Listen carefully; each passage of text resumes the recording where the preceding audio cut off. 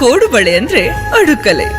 ರಾಮ ಮಂದಿರದಲ್ಲಿ ದೇಣಿಗೆ ಕಳ್ಳರ ಅಕ್ರಮದಾಟ ಮತ್ತಷ್ಟು ಬಯಲು. ಟ್ರಸ್ಟ್ನಿಂದ ಚಂಪತ್ ರಾಯ್ ಗೌಡ್ ಪ್ರಧಾನ ಕಾರ್ಯದರ್ಶಿಯಾಗಿ ಕೃಷ್ಣಮೋಹನ್ ನೇಮಕ.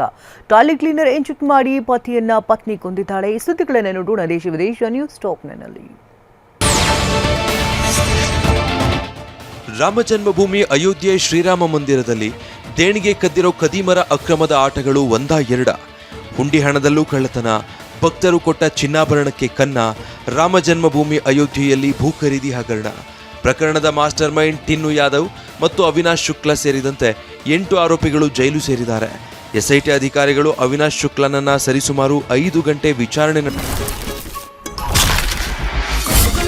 ಸಾಂಪ್ರದಾಯಿಕ ರೆಸಿಪಿ ಮತ್ತಷ್ಟು ಬೇಕೆನಿಸುವ ರುಚಿ. ಕೋಡುಬಳೆ ಅಂದ್ರೆ ಅಡುಕಲೆ ನಡೆಸಿದ್ದಾರೆ.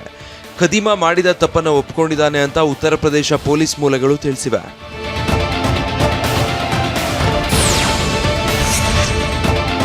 ಹುಂಡಿ ಕಳ್ಳತನ ಕೇಸ್ ಸಂಬಂಧ ಚಂಪತ್ ರಾಯ್ ರಾಮ ಜನ್ಮಭೂಮಿ ಟ್ರಸ್ಟ್ನ ಪ್ರಧಾನ ಕಾರ್ಯದರ್ಶಿ ಹುದ್ದೆಗೆ ರಾಜೀನಾಮೆ ನೀಡಿದ್ರು.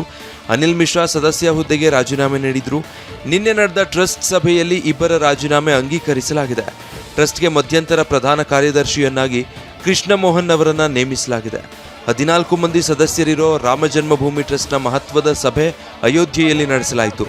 ರಾಮ ಜನ್ಮಭೂಮಿ ಟ್ರಸ್ಟ್ನಲ್ಲಿ ಸದಸ್ಯರಾಗಿರುವ ಉಡುಪಿಯ ಪೇಜಾವರ ಮಠದ ವಿಶ್ವೇಶ್ವತೀರ್ಥ ಪ್ರಸನ್ನ ಶ್ರೀಗಳು ಭಾಗಿಯಾಗಿದ್ರು.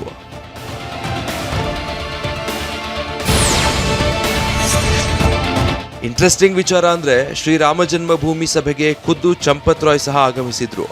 ಆದರೆ ಸಭೆಗೆ ಚಂಪತ್ ಭಾಗಿಯಾಗಲು ಅನುಮತಿ ನೀಡಿರಲಿಲ್ಲ.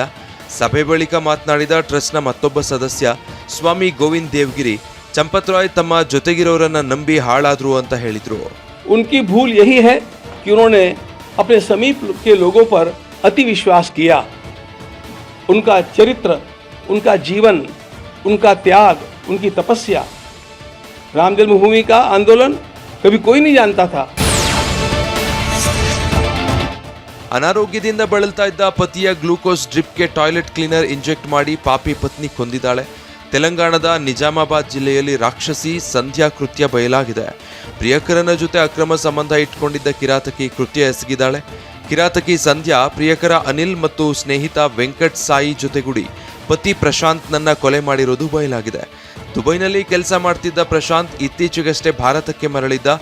ಆದರೆ ಪತಿಯನ್ನೇ ಪತ್ನಿ ಕೊಂದಿದ್ದು ಎಲ್ಲರೂ ಬೆಚ್ಚಿ ಬಿದ್ದಿದ್ದಾರೆ. ಕೋಡುಬಳೆ ಅಂದ್ರೆ ಅಡುಕಲೆ.